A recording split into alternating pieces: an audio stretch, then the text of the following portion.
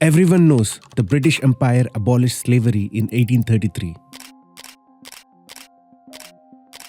But almost no one knows about the system they built 3 years later to replace it. The British Empire used people from India to run this new system, involving somewhere between 20 to 30 lakh Indians. Recruiters lied to them in their villages. Ships carried them across the oceans. And on the plantations, the survivors called it slavery with chains taken off. This is the story India almost forgot. India might actually be a kind of replacement for Africa. India and Indians, an answer to the labour void that had opened up in the old slave colonies.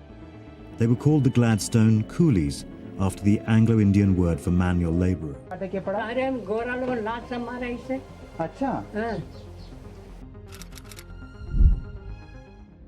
January 1836. A slave owner named John Gladstone sits at his desk in England. He owns massive sugar plantations in the Caribbean. But he has a major problem. 3 years ago, British Empire banned slavery. His workers are about to walk free, and he has no plans to pay them real wages. So he writes a letter to a shipping company in Calcutta. He asks a simple question: can you send me 100 Indians on a contract for 5 years? The reply was yes. 2 years later, ships landed in the Caribbean, carrying the first wave of Indian men. Over the next 80 years, lakhs of Indians followed them. And one of those people, 5 generations later, has a great-grandson living in Toronto today. My name is Sean Binda. I'm the host of Hindu Lifestyle. My parents are from the island of Trinidad and Tobago, and my great-great-grandfather came from India, and we are part of the indentured laborers that quote-unquote left India and they went to the island of Trinidad. To understand how millions of Indians ended up on those ships, you have to look at the villages they left behind. The 1830s were a terrible time for India. The British had been running the country for decades. The fields that used to grow food were now forced to grow opium and indigo for the empire.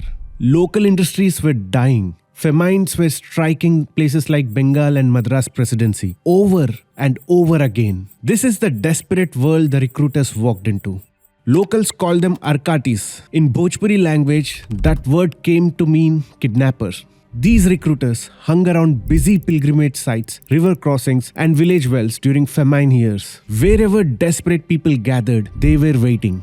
They even told people they could come home for the weekend from a country across an ocean they had never seen. They also knew exactly who to target: widows, runaway wives, poor laborers who didn't own any land. They looked for people the village wouldn't go searching for. Female recruiters listened to gossip at village wells, pick up secrets, and use them to trap women into signing. When the contract finally appeared, it was written entirely in English. The craziest part is that person signing it couldn't read a single word. First Indians that left were in the 1830s or so they first went to Mauritius, and then in the Caribbean, the first boat that arrived was in Guiana in 1838. When this indenture ship came up, they were sold a bag of riches that actually never really panned out.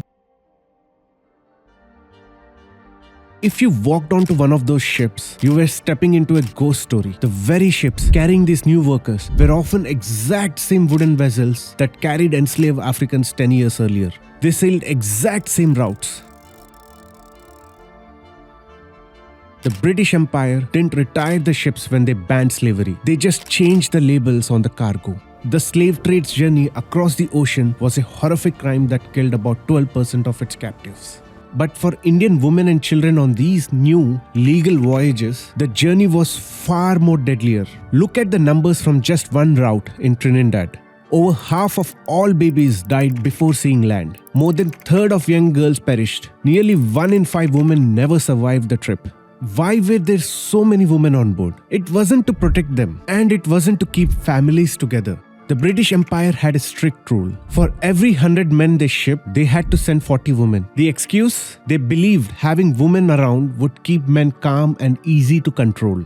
This meant single women fleeing hard lives at homes were trapped on floating prison for 4 months, completely at the mercy of ship's crew and 100 desperate strangers. But in the middle of that pitch darkness, the system broke. These people boarded the ship as complete strangers. Back in India, they were divided by different languages and strict caste rules.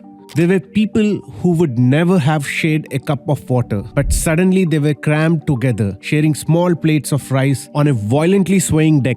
They chose to do something incredible. They looked at the survivors next to them and threw away old rules. They decided to become family. They called each other Jahaji Bhai. They put strangers in a hold of slave ship, but those strangers came out as a unified brotherhood.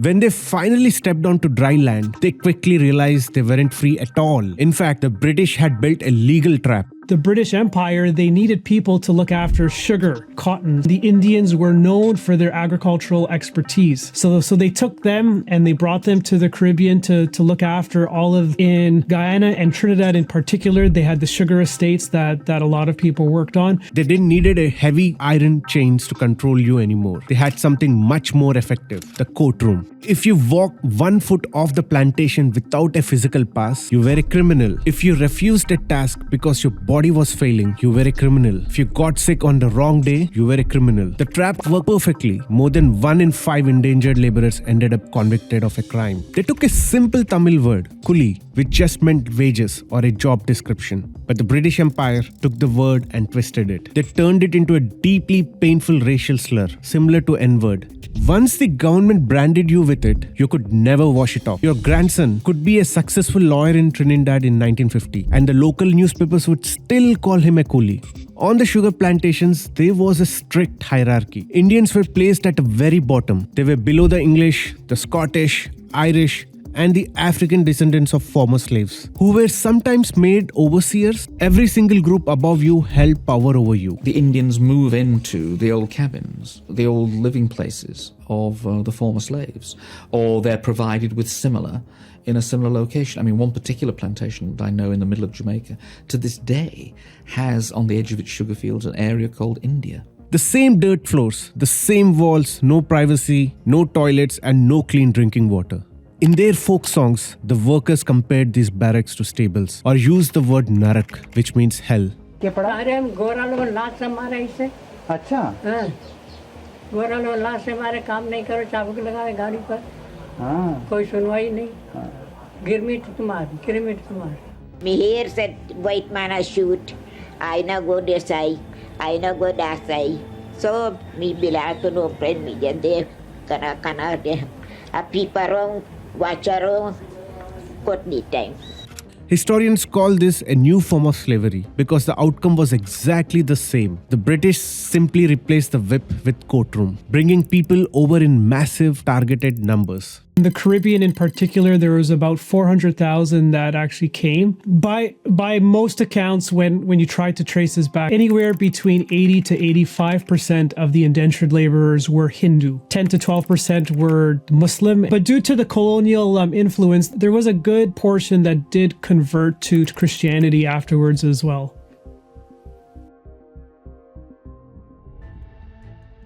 Most of these families were Hindu and they tried their best to keep their faith alive. But the colonial government made it illegal to practice their religion in public. This started with how they treated their dead. One of the things that we know as Hindus is that we cremate the dead. And in Trinidad in particular, this was not recognized by the state. And a lot of times what Hindus' family did is that they went to the fields and they did this practice in private, in secret. And when finally they made the push to have cremation recognized, the first site of cremation was a garbage dump in Trinidad. The exact same thing happened to the weddings. For decades, the government refused to recognize Hindu marriages. If you go into a Caribbean family's home and you look at photos of wedding ceremonies from the 60s and the 70s, you would typically see they would have photos of the bride and the groom in their Indian attire, but then they would have a separate photo where they're wearing on the white wedding dress and the suit. They would do the Hindu ceremony, then they would go to either the government offices and they would register saying that yes, we were married under your state laws.